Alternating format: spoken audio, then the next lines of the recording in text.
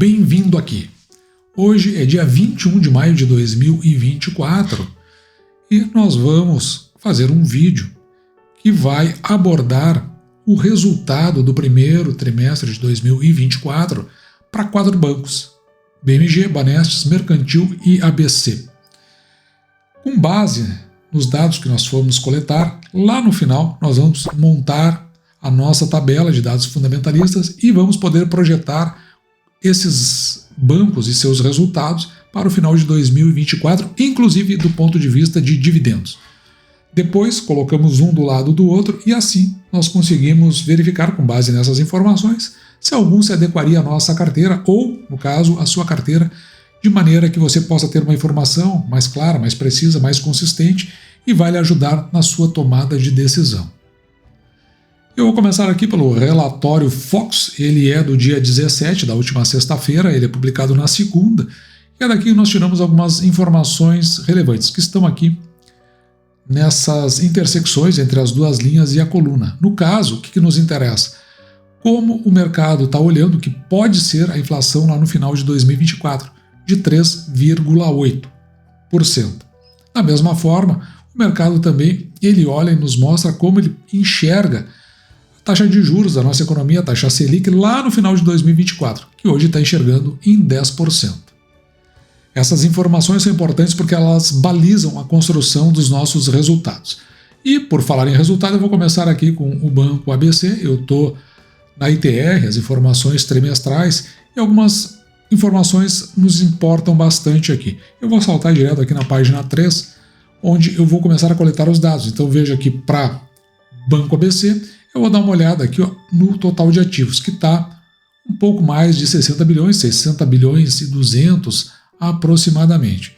Depois dessa informação, outra que muito nos interessa é com relação à evolução do patrimônio líquido do Banco ABC, que chegou a 6,1 bi, enquanto que ele estava no fechamento do ano passado em 5,8, um crescimento interessante. Vamos ver depois como é que está isso aí em termos percentuais. Também daqui nos interessa as receitas das intermediações financeiras, que saltam aqui, veja só que interessante, de 1,2 bi no primeiro trimestre aqui de 2023 para mais de 2 bilhões no primeiro trimestre de 2024. Por outro lado, você vai poder ver que esse crescimento, ele embora tenha reflexo aqui no lucro líquido, que passa de 190 milhões para 223 milhões, veja que em média não conseguiu acompanhar o mesmo salto que foi dado na receita. E da mesma forma, nós coletamos esses mesmos dados do Banestes. Veja que, no caso aqui, Banestes ele tem demonstrações financeiras consolidadas, que aqui marca como iniciando na página 10, mas como não conta a primeira página, isso vai estar lá na página 11, onde nós vamos dar uma olhada aqui no ativo total do Banestes, que salta aqui de 41,4 bi para 42,6 em termos de ativo total. Depois eu vou explicar por que nós estamos olhando para os ativos. O patrimônio líquido do Banestes, por outro lado, ele evolui aqui em torno de 53 milhões, saltando no fechamento do ano passado de 2 bi 120 milhões para 2 bi 173. Depois também mostramos este valor em percentual. Por enquanto eu estou só mostrando de onde os valores estão vindo para fazer as nossas projeções. Em termos de receita, veja que ao contrário dá uma pequena reduzida, ou seja, fica em consonância com 2023, onde estava 1 bilhão 232 milhões, agora está 1 bilhão 227, um pouquinho a menos. E olhando aqui para o lucro líquido do Banestes, ele sai aqui de 44, quase 45 milhões para 67,2, e o fator preponderante aí foi na redução das despesas das transações financeiras. No Banco Mercantil, também olhando para as ITRs, veja que a consolidada está na página 10, então vou saltar na 11, porque dá aqui a diferença de uma página. Neste caso específico, o ativo total do Banco Mercantil, ele sai aqui de 19,6 bi para 20,7, ele cresce 1,1 bilhão, o que é um crescimento bastante interessante, crescimento que chama a atenção. Já do ponto de vista do patrimônio líquido, no fechamento do ano passado estava em 1,6 bilhões e agora está em 1,7. Ele cresce aqui aproximadamente 100 milhões, um pouquinho mais. E também, da mesma forma, nós olhamos para as receitas do Banco Mercantil, que sai aqui de 1 bilhão e 36 milhões para 1 bilhão 314, então um salto bastante significativo, que provavelmente deva impactar lá no resultado final do banco.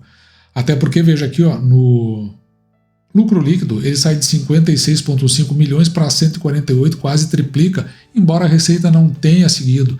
Isso porque eu tive olhando aqui o que eu notei de significativo.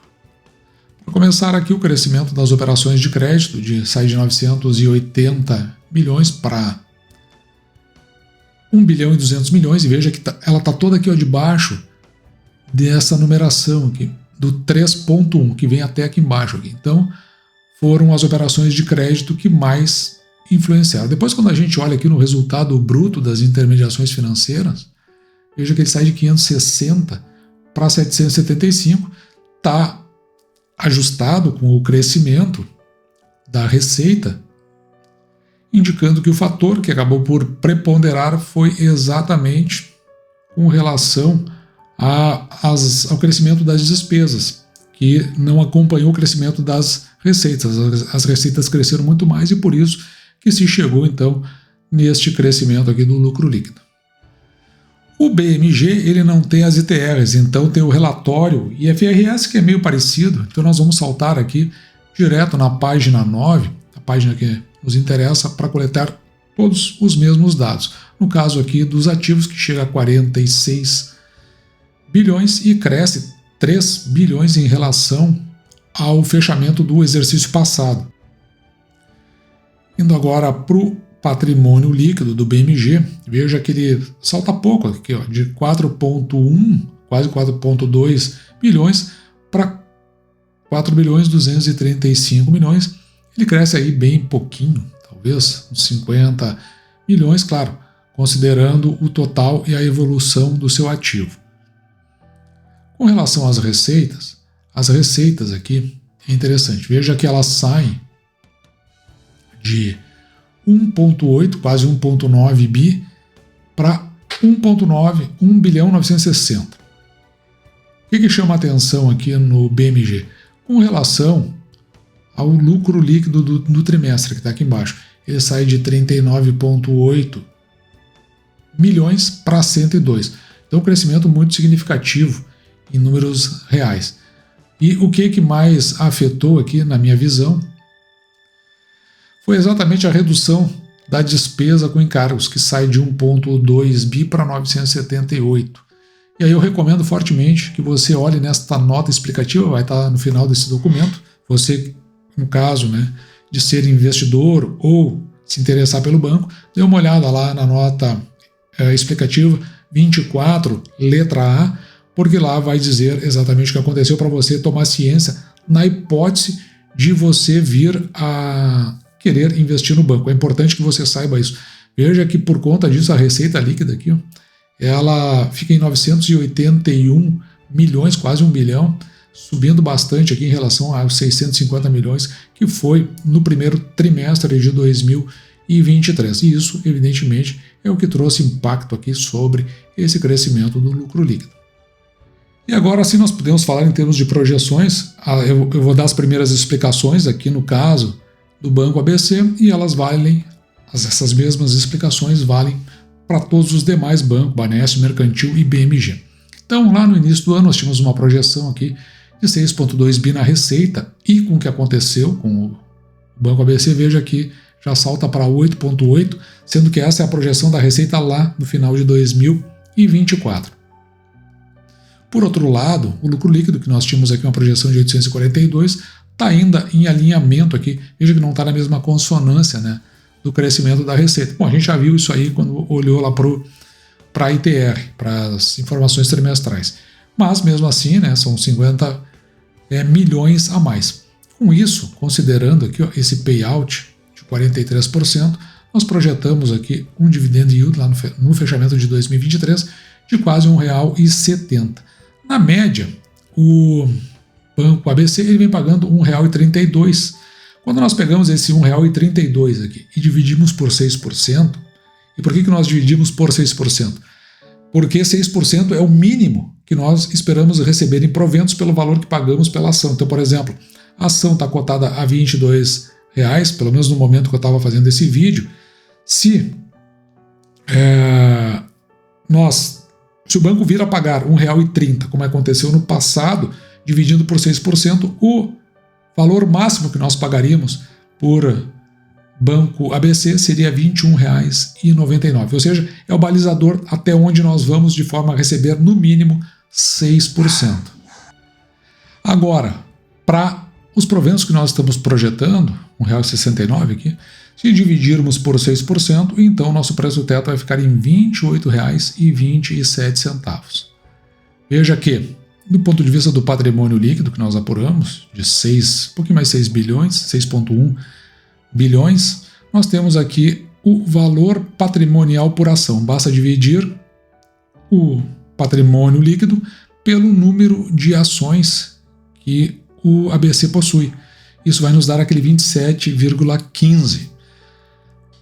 O preço da ação, como nós vimos aqui em 22,7, quando nós pegamos esse preço da ação e dividimos pelo valor patrimonial por ação, veja que vai nos dar aqui o PVPA, preço da ação sobre o valor patrimonial por ação, em 0,81. Que nos dá duas informações aqui, uma terceira.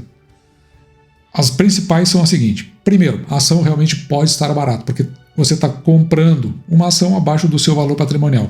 2. O risco é muito baixo de investir, já que você paga menos do que todo o patrimônio disponível do banco ele está valendo. No caso, de ser dividido por ação. E o terceiro é que o preço da ação hoje estaria a 81% do seu valor patrimonial. Já o preço da ação, dividido pelo lucro líquido por ação, o PL, em 5,59, se você compra a R$ 22,07, você, em função deste lucro líquido que nós projetamos aqui em cima, você vai receber de volta em aproximadamente 5 anos e 6 meses. E se pagar realmente esse R$ 1,70 por ação, nós teremos aqui um dividend yield de 7,69%, o que fica bem acima daqueles 6% que nós procuramos. Além disso, eu ainda calculo o retorno sobre o patrimônio líquido, que é esse de cima, 13,60%, e também o retorno sobre os ativos. Lembra que a gente calculava, a gente listava primeiramente os ativos? É porque quando eu pego o patrimônio líquido e divido pelos ativos, o retorno é de 1,48%, mais ou menos. Aqui é o seguinte, quando a gente avalia bancos, a gente prefere que este retorno sobre os ativos do banco ele fique acima de 1. Então veja que no caso aí, o Banco ABC ele está 0,48% acima, o que é bastante interessante. Normalmente, os bancos aí, eles ficam em torno desse 1, um pouco acima. Quando passa muito disso, a gente sempre olha com um olhar mais acurado.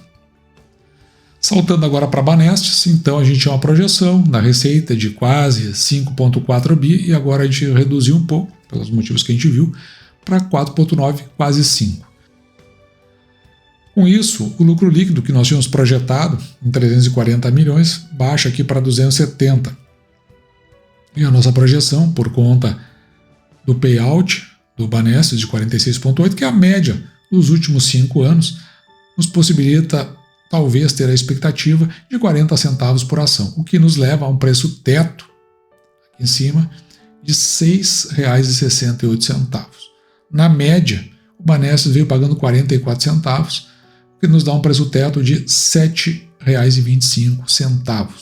Veja que no caso, aqui, o PVPA do Banestes está em 1,33. Ele está acima de 1. Mas quando está entre 1, ou melhor, acima de 1, mas abaixo de 2, até 2, aí a gente entende, para o método aqui do canal, que essa não está nem caro nem barato. Está ali, no seu entorno. Tecnicamente, ela estaria 30% acima do seu valor patrimonial, mas não é só isso que a gente leva em consideração. Também é preciso levar vários aspectos em consideração, principalmente como o mercado como um todo está avaliando. Veja que o preço da ação, ao tempo desse vídeo, estava cotado a R$ 9,12, o que nos permite aqui um preço da ação dividido pelo lucro líquido por ação em 10,65, ou seja, para receber de volta em função do nosso lucro líquido projetado em 10 anos e meio.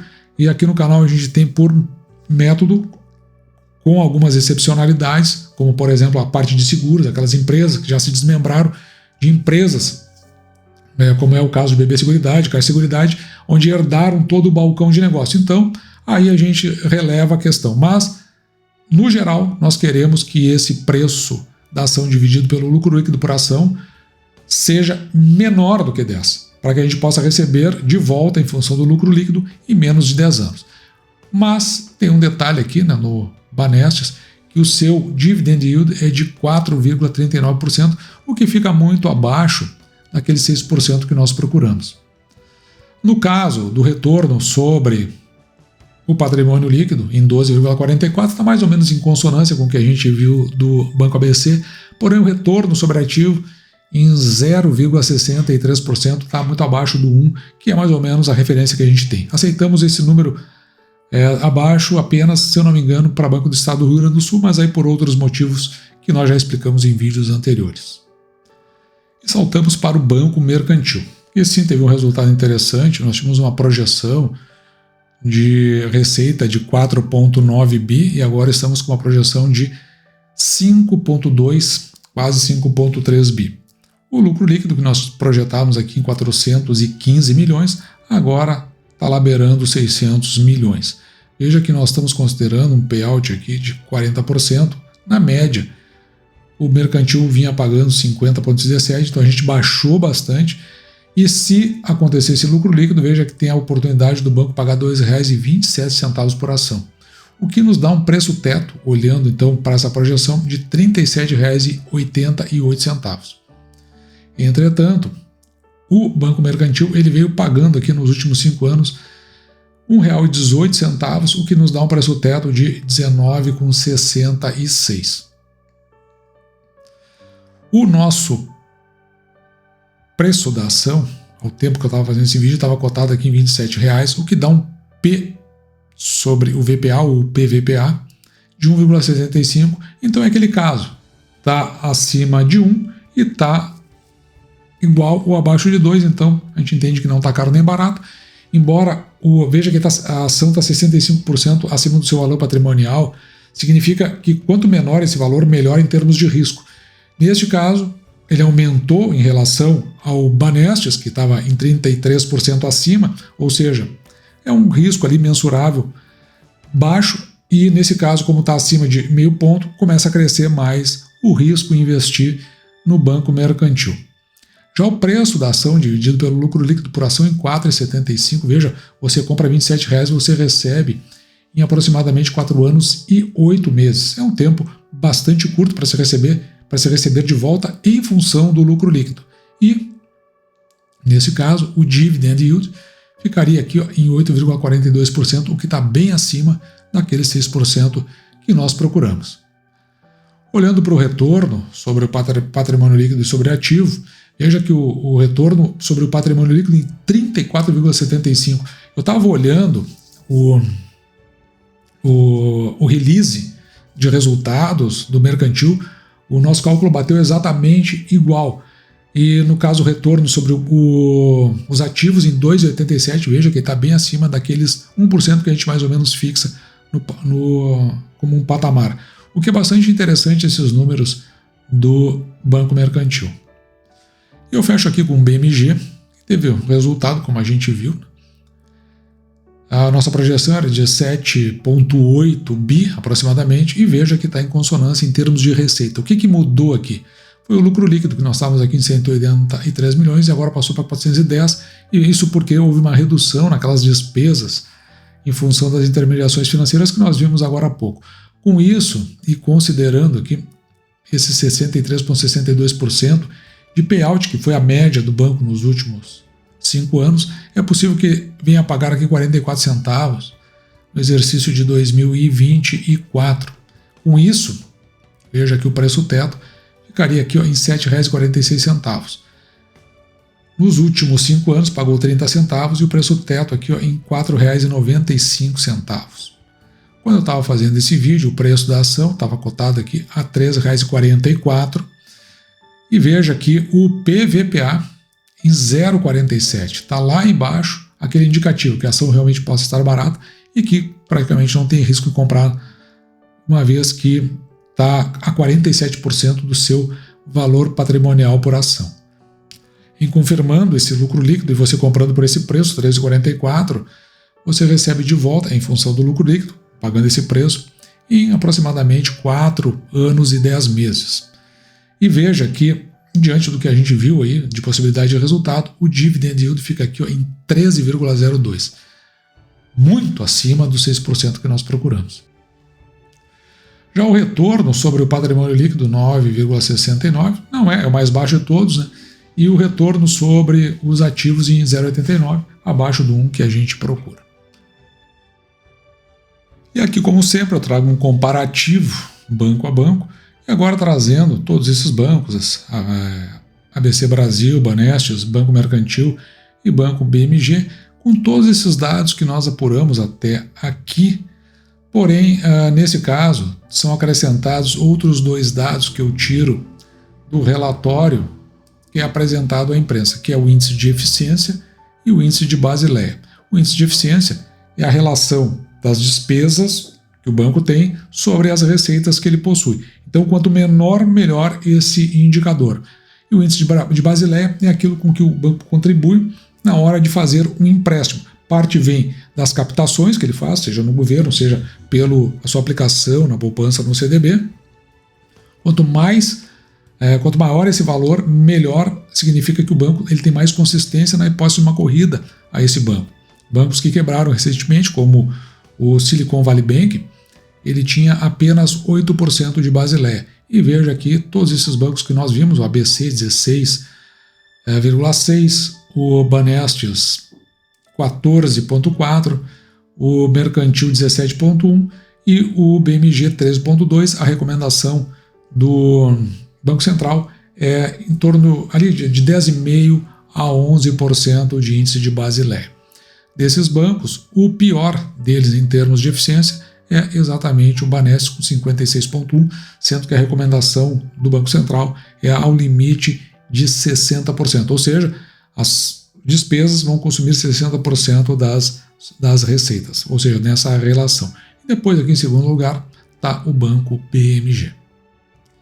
Você pode depois dar um print e verificar aquele que melhor se encaixa na sua opção de colocar na sua carteira ou até eventualmente se desfazer de uma posição.